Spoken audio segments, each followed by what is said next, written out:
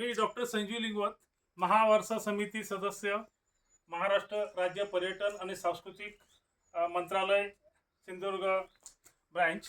मित्र, मी आज इथे राजस्थानमध्ये आलेलो आणि राजस्थानमध्ये हा अजमगड किल्ला आपल्याला दाखवण्याचा प्रयत्न करत आहे.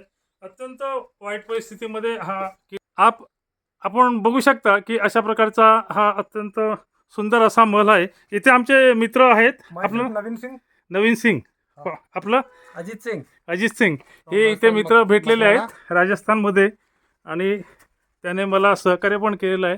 आपण बघू शकता की असा हा किल्ल्याचा भाग आहे. हे असे अवशेष आहेत. इथे एक 3000 किलोमीटरचा नंदी प्रसिद्ध आहे. त्याचप्रमाणे महादेवाचं मंदिर पण प्रसिद्ध आहे आणि बराचसा भाग इथे आपल्याला याचा डोंगरामध्ये दिसतो. हा आपण किल्ल्याचा काही भाग बघू शकतो. अत्यंत वाईट परिस्थितीमध्ये हा किल्ला असून ह्या किल्ल्याची बऱ्यापैकी पडझड झालेली आहे. अत्यंत सुंदर असा हा अजमगड बघायचा असेल तर आपल्याला माउंट अबूला यावं लागतं आणि तिथून गाडी करून इथे यावं लागतं. इथे सगळीकडे अशा प्रकारच्या पहाडी आहेत आणि सुंदर असा हा रमणीय परिसर आपल्याला बघता येतो. आपण बघू शकता की किल्ल्याचा हे अवशेष इथे आहेत. ही जी पायवाट आहे ह्या पायवाटेने आपल्याला डोंगरावर जावं लागतं. अत्यंत रमणीय असा हा किल्ल्याचा परिसर आहे.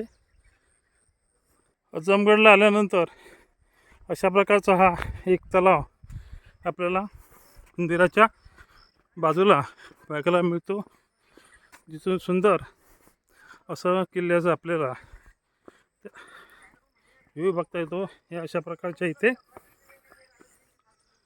3 गायी रेड्या आहेत. त्याचप्रमाणे पुराण काळातली अशी अत्यंत सुंदर अशी कार्विंग असलेली मंदिरं पण आपल्या इथे असंच एक देवस्थान जे 5000 वर्षापूर्वीचं सारणेश्वर मंदिर आपल्याला इथे मी दाखवण्याचा प्रयत्न केला. असं सुंदर असे मंदिर आणि हा असा परिसर सारणेश्वर मंदिराचा आपल्याला दाखवण्याचा प्रयत्न केलेला आहे.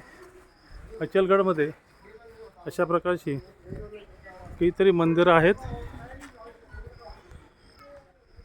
अशा प्रकारचं हे मंदिर बघण्यासाठी हे रमणी पण आलेले आहे. त्याचप्रमाणे डॉक्टर संजीव लिंगवत पण आलेले आहेत.